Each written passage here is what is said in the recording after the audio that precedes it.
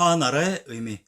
천황님이 계셨던 지리산 자락의 남원 남양의 당 지역을 봉지로 가지고 있었던 제후요가 단군 왕검이 불이부도성인 한성의 국내성을 비운 사이에 반란을 일으켜 제왕의 성 국내성과 황제를 승인하는 천조인 비단금자의 금성을 장악하고 단군 왕검은 평양성으로 옮겼다고 했습니다.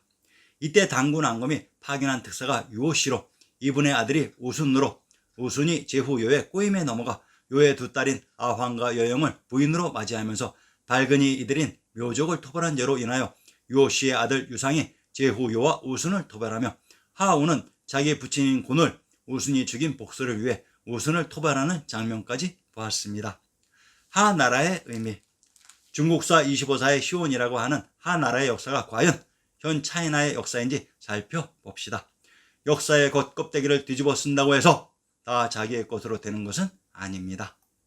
하는 중국에서 처음으로 상나라 이전 수백 년간 존재했다는 나라이다.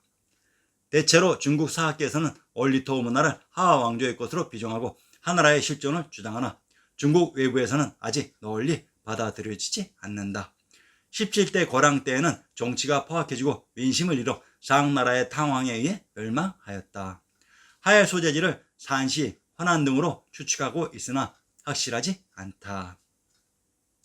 제후국의 국명은 봉주의 고유 지명이 국명이 되며 황제국의 국명은 천하를 장악하기 위해 기반으로 있었던 또는 기반이 되었던 지역이 국명이 되는 것은 조대명의 기본 원칙입니다.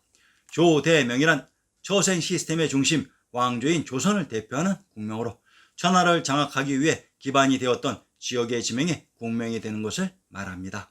아리아네스가 정립한 이론입니다. 그러면 하나라란 하 지역을 기반으로 천하를 장악해서 하나라가 됩니다. 먼저 이것이 우리의 지명 어느 곳이었는지 밝혀봅시다. 경상도 창녕의 군명을 하성, 하산이라고 합니다. 역사 속 경상도 창녕의 군명이 하나라가 건국된 곳으로 창녕의 정체를 밝혀봅시다. 경상도 창녕의 건치연역을 인용합니다. 삼한시대의 불사국의 땅이었던 창녕은 신라 진흥왕 16년에 신라에 합병되었으며 비사벌군 또는 비자회군이라 불렀다. 창녕궁 성산면 덕공리에 있는 천왕제는 상가복에서 경북 청도군 두곡리로 이어지는 고개로 옛날에는 고개가 하도 험해서 1000명이 모여야 넘을 수 있었다고 하여 천왕제 또는 천왕현이라고 부른다고 했습니다. 역사 속 창녕의 근처 천왕현이란 천왕님이 계셨던 곳을 상기와 같이 1000명이 넘는 고개로 조작했던 것입니다. 이곳 창녕의 정체를 밝히는 방법 중에 하나가 성씨는 창녕 단번으로, 단번이란 창녕이 바로 성씨가 탄생한 성두라는 얘기입니다. 그래서 역사 속 창녕에 하나라의 기반 지역이 있었던 곳으로 이렇게 해서 역사를 복원하는 것입니다. 천황님이 계셨던 곳을 샤하라고 한 것 같습니다. 위키백과에서 얼리토우의 문화를 하 왕조의 것으로 비정했다고 하는데 얼리토우의 지명을 밝혀봅시다. 호탄에서 마르코 폴로의 동방견문록을 인용합니다. 호탄은 동쪽과 동북쪽 사이에 있는 지방으로 그 길이는 여드레 거리에 이른다. 같은 페이지 주에 화전 등 중국 고대 사서에는 우전으로 표기되었다. 이 이름은 원래 산스크리트어의 구스타나에서 나온 것이며 대당서역의 구살단나가 바로 그 음을 나타낸 것이다. 원사에는 알단 혹은 알동 등으로 표기되어 있다. 호탄 혹은 호탄은 스키타어로 샤하의 땅이라는 말이기도 합니다. 이곳 호탄, 알탄, 알터가 바로 우리의 역사를 난생신화로 만든 신시계천의 무대 알터로 얼리토우란 바로 알터의 발음이었던 것입니다. 알터란 바로 신시계천의 무대 알땅이었던 것으로 우리 역사 속의 인물들을 전부 알에서 태어난 난생신화로 조작해 놓았지만 실제는 이곳 알탄, 알땅에서 그들의 신화가 시작되었던 것입니다. 이곳에 있었던 강이 아르야르의 열반강인 압록강이었습니다. 하나라가 있었던 얼리토우의 알토, 호탄, 카땅을 화전이라고 합니다. 화주에 있었던 바지 화전입니다. 함경도 영흥의 군명을 박평, 쌍성, 화주, 당문, 장령, 화령, 역양이라고 합니다. 함경도 영흥의 군명이 화주로 군명 박평은 이곳이 관중에 제왕의 성이 있었던 불이부도의 국내성 지역으로 헌원과 우순의 고향이 하나라가 있었던 얼리토우였습니다.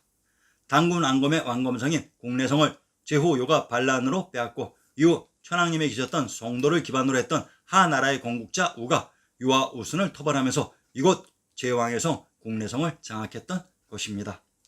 부도지 속의 하우. 자, 이제 부도지를 통해 미약하나마 그 실상을 추적해 봅시다.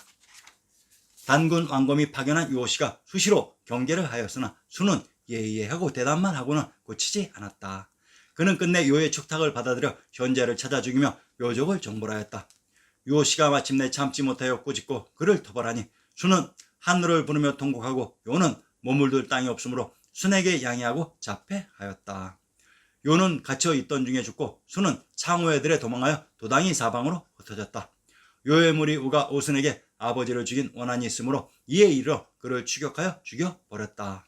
순의 두 처도 역시 강물에 투신하여 자결하였다.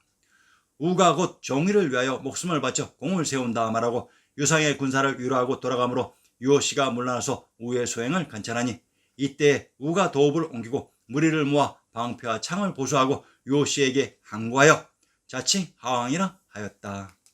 하우가 우순의 무리를 처단하고 도읍을 옮겨 하왕이라 칭했다고 했습니다.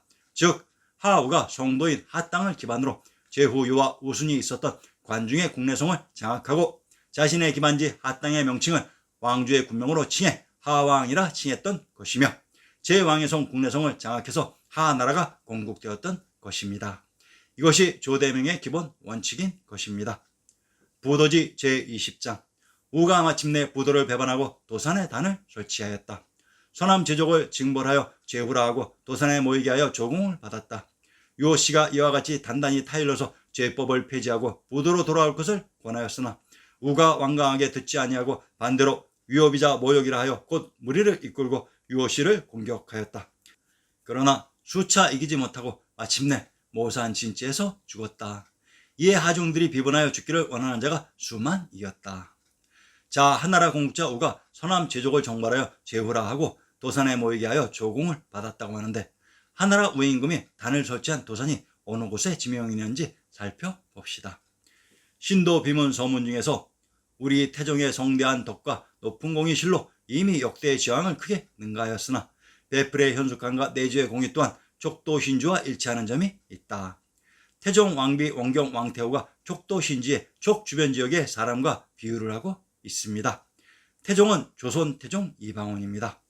조선 태종의 왕비이신 원경 태후에 대한 글로써 도산 촉도라는 것은 하우가 단을 쌓은 도산이 촉에 있었던 지명이었던 것으로 촉은 제왕의 성 한성인 국내성이 있었던 곳을 화산의 남쪽인 화양의 촉이라고 했습니다. 역사 속 한양 장안이 바로 촉이었습니다. 자, 이제 하나라 우가 첩첩산중의 관중에 있는 제왕의 성 국내성을 장악했다가 모산에서 당군 앙금의 특사 유호씨에게 전사한 실정을 밝혔습니다. 상계의 지명 중 하우인 김수로왕이 죽은 모산의 지명을 분석해 봅시다. 모산, 경상도 안동의 산천을 인용합니다. 모현, 길안현에 있다고 했습니다. 길안과 길주는 동일한 지명을 다르게 표시하는 방식입니다. 하우가 전사한 모현인 길주의 지명을 찾아봅시다.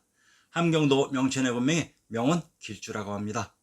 경상도 안동의 군명이 길주, 복주, 창녕이라고 합니다. 경상도 창녕의 군명을 하성, 하산이라고 합니다. 상계의 지명들은 길주와 창녕의 군명이 중복되는 동일한 지역으로 자 보십시오. 결국 창녕의 군명 하나라의 기반 지역인 하성과 하산에서 만나게 되었습니다. 하우의 무대 모산은 모현에 있었던 산으로 결국 하나라가 처음 건국된 곳의 지명으로 그곳에서 하나라 우가 당군 앙금의 특사 유호씨에게 패해서 전사했던 것입니다. 이번 하나라의 건국자 우가 우리 역사의 누구인지 아시겠습니까? 다음 회에서